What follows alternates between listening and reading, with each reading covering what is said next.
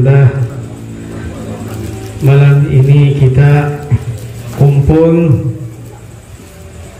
untuk sama-sama mendoakan sahibul mayyit, sahibul jenazah almarhum Bapak Suhairo, agar Allah Subhanahu wa ta'ala memberikan rahmat ampunan kepada beliau. Amin. Dan juga untuk keluarganya dan untuk kita semua. Amin. Karena orang yang sudah meninggal dunia, tidak ada yang mengikuti ke alam kuburnya kecuali satu hal. Nabi SAW bersabda, yatba'ul mayyit salasatun. Ada 3 perkara yang mengikuti mayit ke pemakamannya. Yatba'u salasatun wa yarji'u isnani wa yabqa wahidun. 3 perkara yang mengikuti orang yang meninggal ke pemakamannya, 2 perkara balik kembali dan 1 perkara menetap di dalam kuburnya. Yatba'u ahluhu wa maluhu wa amaluh. Mengikuti kepada mayit 3 perkara, yaitu keluarganya, hartanya dan amalannya. Wa yarji'u isnani dan wa yarji'u ahlu wa maluh, dan kembali ke keluarganya, kembali ke rumahnya 2 perkara, yaitu keluarga dan hartanya. Wa yabqa amaluh, dan menetap di alam kuburnya, di kuburannya amalannya. Hadis ini menjelaskan sekaligus memperingatkan kepada kita bahwa yang sudah meninggal dunia, mereka dengan amalannya. Tinggal kita yang masih hidup di dunia ini, mungkin besok kita menyusul. Kemarin saudara kita yang kita ikuti ke pemakamannya, mungkin saja nanti malam atau besok lusa, tahun dan sebagainya. Diri kita yang dikafani, yang dimakamkan. Maka persiapkan untuk semua kita yang masih hidup,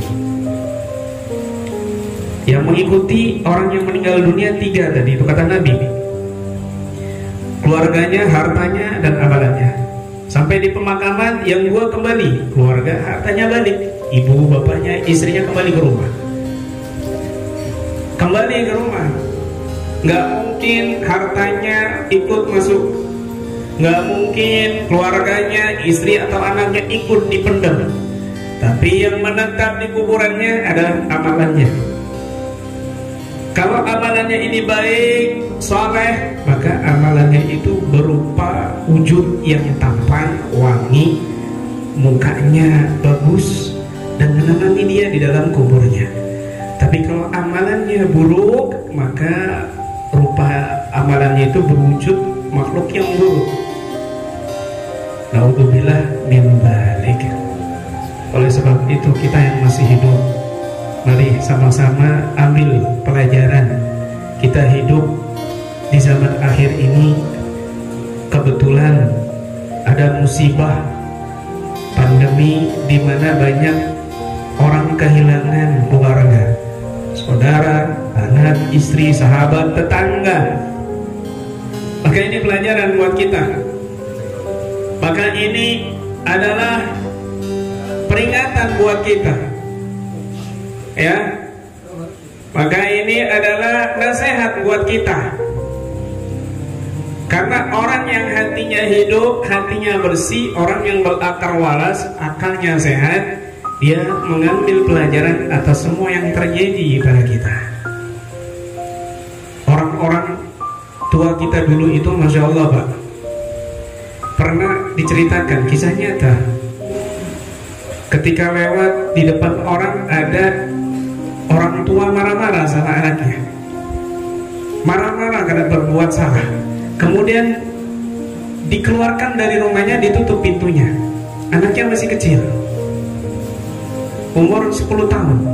Lalu nangis-nangis, ngerengek-ngerengek, ngetuk-ngetuk pintu, suruh buka sama anak ini, tapi orang tuanya nggak buka ya. Kemudian orang tua ini sedih, yang lewat tadi itu sedih. Setelah kembali lagi, anak itu masih merengek-rengek, nangis, sudah capek sekali. Ketok-ketok pintu nggak dibukakan, sambil menangis ini yang menyaksikan ini, orang tua ini. Lalu dibukakan, nggak lama dipeluk sama ibunya dan menangis sejadi-jadinya saat itu yang melihat tersebut. Ditanya sama salah satu murid yang mengawal beliau, "Kenapa Habib antum melihat anak kecil tadi itu sedih? Kenapa antum melihat anak itu dimarahi? Itu didikan mereka supaya anak itu tidak mengulangi kesalahannya kembali."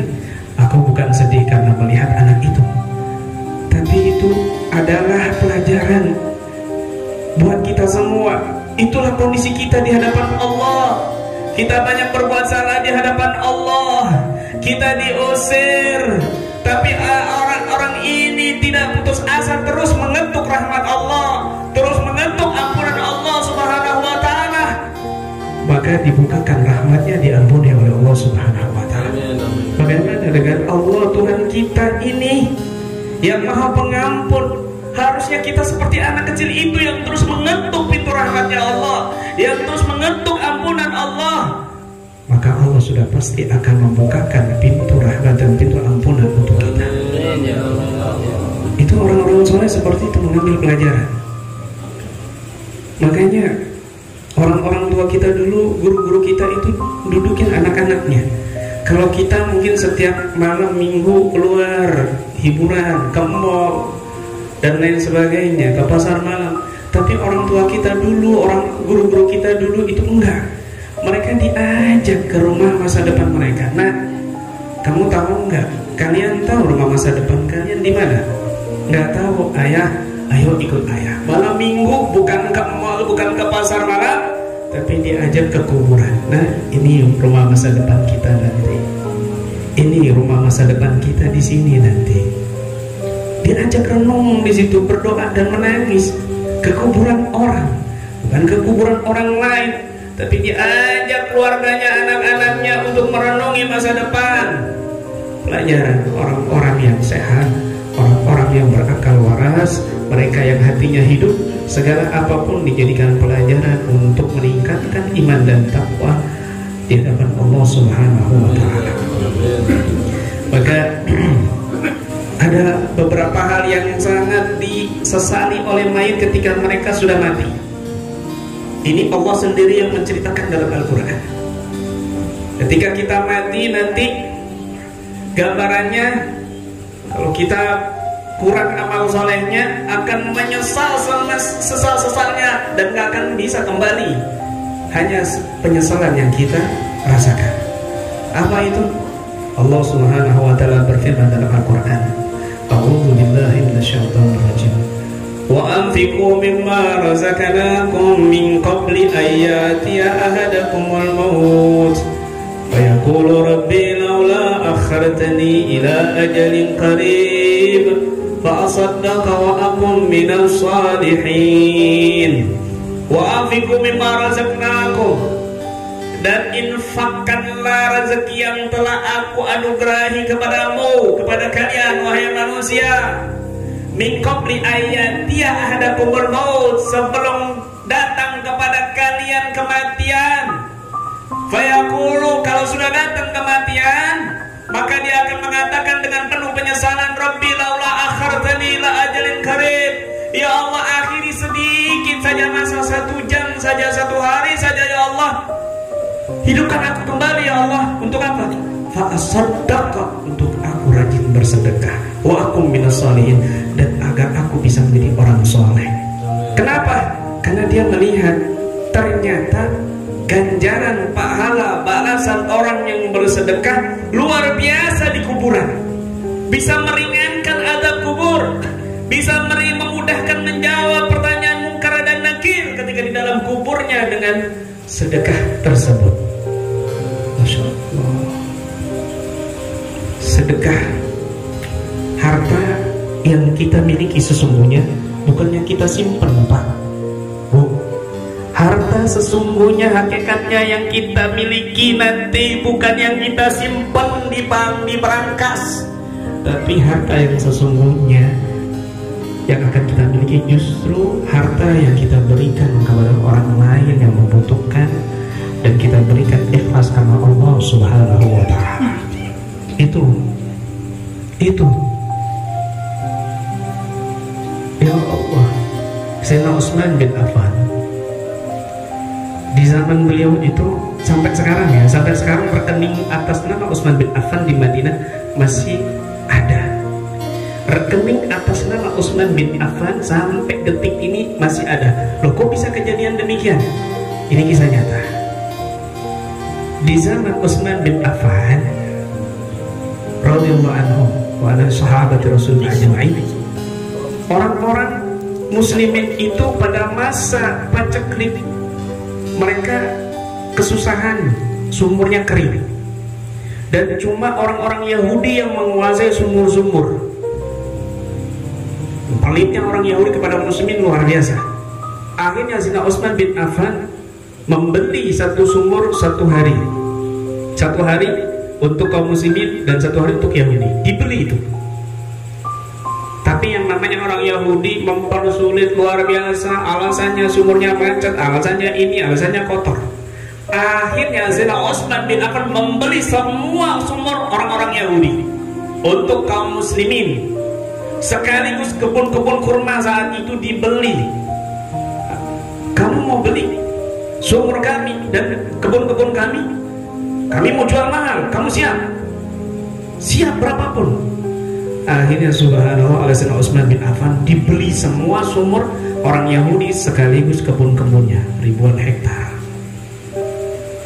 Dan sampai sekarang kebun-kebun kurma Utsman bin Affan terus subur. Semua hasilnya itu masuk ke rekening atas nama Utsman bin Affan untuk maslahat kaum muslimin, dan tidak pernah kurang. Triliunan jumlahnya rekening Sayyidina Utsman bin Affan hingga sampai saat ini. Dan semua sumur dimanfaatkan oleh kaum muslimin di sana. Sayyidina Utsman bin Affan, ya Allah, ketika Rasulullah mau hijrah, Sayyidina Umar bin Khattab datang. Ya Rasulullah, ini hartaku untuk engkau dan semua sahabat. Separuh hartaku ini untuk engkau ya Rasulullah, separuhnya aku tinggalkan untuk keluargaku. Sayyidina Umar bin Khattab, ibaratnya Pak, Rasulullah separuh harta. Misal kalau kita punya 2 mobil, 1 mobilnya disedekahkan. Kita misalnya punya 2 rumah, 1 rumahnya disedekahkan. Punya 2 istri, 1 istrinya dilepas, disedekahkan, dicerai dulu, baru dikasih orang yang membutuhkan. Separuh harta, misalnya kita punya tabungan 1M, ini separuhnya 500 juta disedekahkan di jalan Allah. Berarti kita nggak mungkin, paling mikir-mikir kan tuh. Dari Umar bin Khattab, nggak lama Sayyidina Abu Bakar As-Siddiq datang. Ya Rasulullah, hadza amwali kulluh laka ya Rasulullah, fisabilillah. Ya Rasulullah, ini semua hartaku, nggak ada yang tersisa untukmu wahai Rasulullah. Terus apa yang kau tinggalkan untuk keluargaku? Untuk keluargamu wahai Abu Bakar? Allah, Masya Allah. Apa yang kau tinggalkan untuk keluargamu wahai Abu Bakar? Yang aku tinggalkan untuk keluargaku wahai Nabi adalah Allah. Lebih sempurna lagi ini. Kalau kita berbuat kayak gitu dibilang gila kita kan. Gila tahu, hartanya habis, nggak ada disisain buat keluarganya. Kalau sekarang apalagi Pak, sedekah aja masih mikir-mikir. Kadang-kadang harta warisan itu jadi musibah, rebutan. Orang yang masih nazar hitung-hitungan dulu keluarganya. Orang yang lagi sakit hitung-hitungan dulu keluarganya, terus rebutan. Ya Allah, akhirnya kadang-kadang musuhan gara-gara harta warisan. Kadang-kadang main santet-santetan gara-gara harta warisan. Ya Allah, naudzubillah min dzalik. harta kamu itu wa anfiqu mimma razaqnakum. Infakkan harta yang aku anugerahi kepadamu, wahai kaum muslimin. Masya Allah. Maka sedekah. Sekali lagi, orang yang sudah meninggal dunia, mereka menyesal, ingin dihidupkan beberapa saat saja, 1 hari saja, atau 1 jam saja. Kenapa? Karena melihat pahala sedekah luar biasa. Pingin hidup kembali, aku pingin sisa hartaku itu aku sedekahkan semuanya. Bila perlu nggak ada warisan, hibah, aku mau sedekahkan semuanya, mau infakkan semuanya. Kenapa? Dia melihat pahala sedekah seperti itu. Makanya Nabi SAW bersabda dalam hadis yang lain, idza mata ibnu Adam inqata amalu illa min salas. Ketika mati, meninggal cucu Adam, manusia, maka terputus amalnya kecuali 3 hal. Apa itu? Sedekatun jariyah, sedekah yang mengalir terus menerus. Sedekah jariyah, sedekah kamu punya harta, bantu bangun masjid, atau kamu bangun masjid, bangun mushola, atau kamu sedekah untuk pesantren, atau kamu sedekah untuk anak yatim. Itu sedekah jariyah namanya. Kemudian wa ilmun yuntafa'u bih, dan ilmu yang bermanfaat. Yang ketiga, awaladin salihin yad'ulah, dan anak yang soleh yang senantiasa nanti akan mendoakan keluarganya, mendoakan orang tuanya yang sudah meninggal dunia. Tapi semua ini kembali, 3 hal ini kembali kepada ilmu. Kenapa? Sedekah jariyah tidak akan bisa diterima kalau nggak ada ilmunya. Wa ilmun yuntafa'u bih. Kemudian juga anak yang soleh tidak bisa menjadi anak yang soleh kalau tidak diajarkan ilmu yang bermanfaat. Maka semuanya ini sedekah jariyah, anak yang soleh harus dibekali dengan ilmu yang soleh, ilmu yang bermanfaat dunia dan akhirat. InsyaAllah. Maka pelajaran buat kita semua yang masih hidup, mempersiapkan diri, karena yang sudah meninggal dunia itu tidak butuh apa-apa. Mereka hanya dibantu. Yang paling utama adalah amal perbuatan solehnya di dunia. Ketika dia masih hidup, rajin sedekah, wa akum minas shalihin, dan dia menjadi orang soleh, maka 2 hal ini yang akan bisa menyelamatkan dia kelak di dalam kuburnya dan terus sampai akhirat. Dia akan menjadi orang yang Allah takdirkan bahagia dunia dan akhirat. Punya harta banyak melimpah belum tentu bahagia. Berapa banyak orang kaya sengsara, orang kaya malah nggak sehat, orang kaya malah miskin hatinya. Tapi juga berapa banyak orang miskin yang hatinya kaya, bahagia, bisa sedekah, bisa majelis ilmu, bisa istiqamah, sholat berjamaah, sholat duha, sholat tahajud, baca Quran dan lain sebagainya. Ini rezeki yang bermanfaat. Ini kehidupan umur yang bahagia, yang hasanah, yang dinilai pahala oleh Allah Subhanahu wa ta'ala.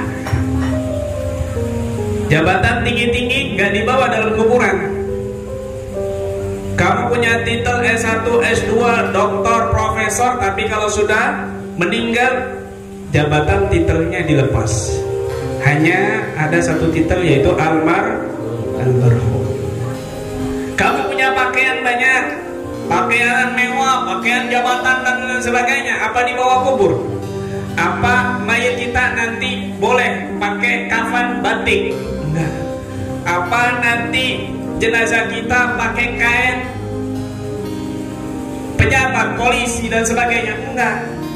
Mau kamu presiden, menteri, tukang somai, tukang cilok, semua pakaiannya kalau sudah di dalam kubur cuma 1, yaitu kain kafan, kain polos putih. Kendaraan kamu banyak, mobil luar biasa mahal-mahal, banyak, ada 10 mobil. Kalau sudah meninggal dunia, dibawa mobilnya ke kuburan? Tidak dibawa. Pakai itu kendaraannya menuju kuburan? Tidak. Paling diantar sampai pintu gerbang pemakaman, mobil kamu. Kalau sudah ke pemakaman kamu pakai keranda, itu kendaraan kita. Semua nggak ngikutin, nggak masuk ke kuburan, tidak. Bahkan istri kita sendiri bisa jadi suami sisinya orang lain. Suami kita sendiri kadang-kadang jadi istrinya yang baru nanti.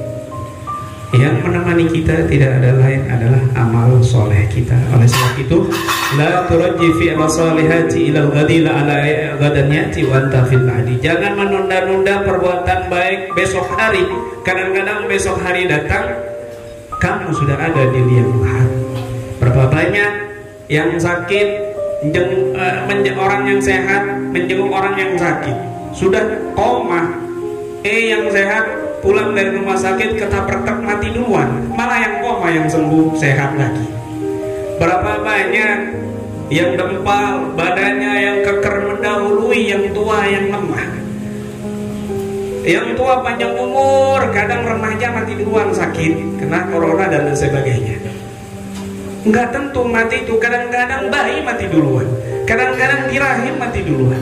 Kematian tidak memandang siapapun, kematian adalah takdir ajal dari Allah Subhanahu wa Ta'ala. Oleh sebab itu, sebelum kiamat datang, maka kita perlu perhatian kiamat kecil kita, yaitu kematian. Maka mudah-mudahan ini menjadi pelajaran buat kita, nasihat buat kita, khususnya saya pribadi, untuk lebih semangat lagi mempersiapkan amal soleh agar kita, jenazah kita nanti dimudahkan oleh Allah Subhanahu wa Ta'ala menjawab pertanyaan malaikat munkar dan nakir, dan mudah-mudahan kita semuanya dijauhi dari siksa kuburan. Mudah-mudahan Allah Subhanahu wa Ta'ala mewafatkan kita dalam keadaan taat. Ya Allah ya Rahman ya Rahim, wafatkan kami semua dalam keadaan sujud kepadamu ya Allah. Wafatkan kami semua dalam keadaan ruku kepadamu ya Allah. Wafatkan kami semua dalam keadaan sujud kepadamu ya Allah. Wafatkan kami semua dalam rumahmu yang suci ya Allah. Wafatkan kami semua dalam keadaan husnul khatimah ya Allah. Membawa kalimat la ilaha illallah Muhammad Rasulullah. Jadikan ucapan terakhir kami adalah la ilaha illallah Muhammad Rasulullah ketika ajal kami tiba ya Rabbal Alamin. Ya Allah, jadikan anak-anak kami anak yang soleh dan solehah. Jauhi mereka dari segala fitnah akhir zaman. Jauhi mereka dari segala fitnah penduduk akhir zaman. Ya Allah, yang sakit sembuhkan ya Allah. Sembuhkan ya Allah. Ya Rabbal Alamin. Orang tua kami yang sudah mendahului kami, ampuni dosa-dosa mereka ya Allah. Lapangkan kuburan mereka ya Allah, dan kumpulkan kami kelak bersama mereka dalam surgamu ya Rabbal Alamin. Ya Rahman ya Rahim, lindungi kami semua dari segala keburukan zahir dan batin. Ya Allah, kuatkan hati kami untuk terus istiqamah di jalanmu ya Allah, untuk terus istiqamah di dalam taufikmu ya Allah, untuk terus istiqamah di jalanmu yang lurus ya Rabbal Alamin. Rabbana zalamna anfusana wa illam taghfir lana wa tarhamna lanakunanna minal khasirin. Rabbi ighfir lana wa li ikhwanina alladhina sabaquna bil iman wa la taj'al fi qulubina ghillan ladzina amanu rabbana innaka ra'ufur rahim. Rabbi ighfir lana wa li walidina warhamhuma kama rabbawna shighara. Rabbana atina fid dunya hasanah wa fil akhirati hasanah wa qina adzaban nar. Wa sallallahu ala sayyidina Muhammadin wa ala alihi wasallam. Alhamdulillahi rabbil alamin. Demikian yang bisa saya sampaikan, kurang lebihnya saya mohon maaf. Wassalamualaikum.